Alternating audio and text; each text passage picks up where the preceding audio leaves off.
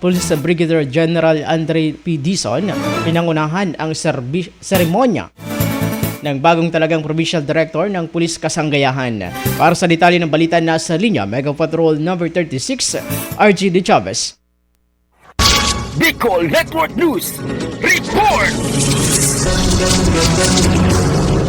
Pinangunahan ni Regional Director Police Brigadier General Andre Perez Dizon ang seremonya ng bagong upong Provincial Director ng Sorsogon Police Provincial Office ngayong umaga September 4, 2024 na ginanap sa 3rd floor Camp Salvador Escudero sa talumpati ni Regional Director Police Brigadier General Dizon. Hindi sinasadya ang pagkatalaga kay Police Colonel Alex C. Daniel sa pwesto bilang Provincial Director ng Sorsogon Police Provincial Office. Ayon sa kanya, pinagkakatiwalaan ng mga lider ng bansa ang tinatalagang opisyal ng PNP sa rehiyong Bicol. Kaugnay nito, si Police Colonel Alex Cabrera Daniel ay nagmula pa sa hanin ng Philippine National Police Academy Tanglaw Lahi Class of 1999 na nagsilbi bilang head ng District Patrol Ship Division ng Manila Police District at itinalaga din sa Northern Police District bilang Chief District Intelligence Division at tubong Sorsogano na nagmula pa sa bayan ng Preto Diaz. Sinasadya, halos lahat ng nandito sa PRO 5 ay galing sa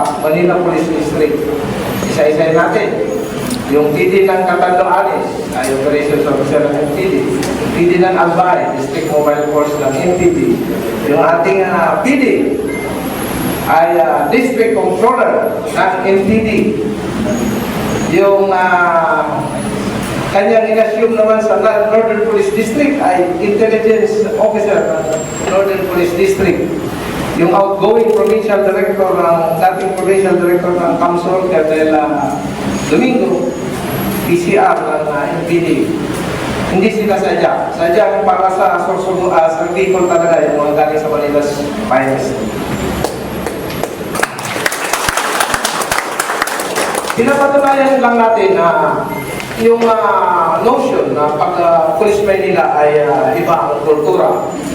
Bakit napili ang inyong mga lingkod dito sa region natin? It's because pinagkakatiwalaan nila yung mga officers na galing doon. Samantala, nagpaalala si Regional Director Police Brigadier Dizon sa lahat ng kapulisan ng Pulis Kasanggayahan na patuloy na paglingkuran ang mamayan ng Sorsogon. Tuloy nating paglingkuran ang minamahal nating lungsod na ito. Unang-una kanina, nasabi na ng ating provincial administrator na mga hinaharap tayong mga series of activities ngayong October, yung Kasanggayahan Festival.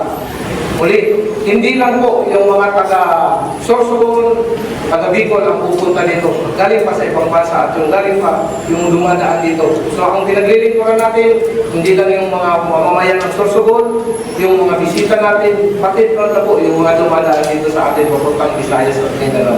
So matindi ang challenge ng mga Kasanggayahan Cup, ang hinaharap natin challenge. At pangalawa na ating hinaharap ngayon ay yung National and Local Election 2025 na nagsisimula na pong magkaroon ng nararamdaman na natin. Alam na natin yun. Ang direktiba bilang inyong regional director, pag-designate na tayo ng mga pulis natin na kung saan may nakatoka silang barangay na i-monitor niya kung ano ang nangyayari doon, ano ang present situation doon. Para si Chief of Police, si Sergeant Corporal o si Police Executive Master Sergeant ang kanyang sisingilin.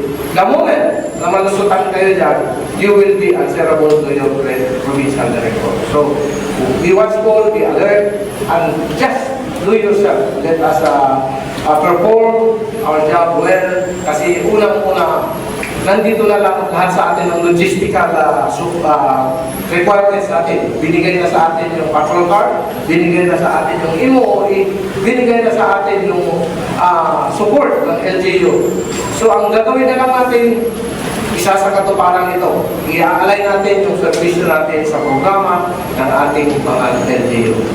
Okay, so uli, patuloy natin suportahan ang bagong Pilipinas, patuloy natin suportahan ang ating leadership ng PNP, patuloy natin paglingkuran ang ating mga mamamayan na may pananagutan sa ating buong Manila. God bless and Diyos maray na alam na rin. Kasama mo sa pagbabalita sa Bicol Network News. Ito si Mega Patrol numero 36, RJ de Chavez, tatak tunay na serbisyo.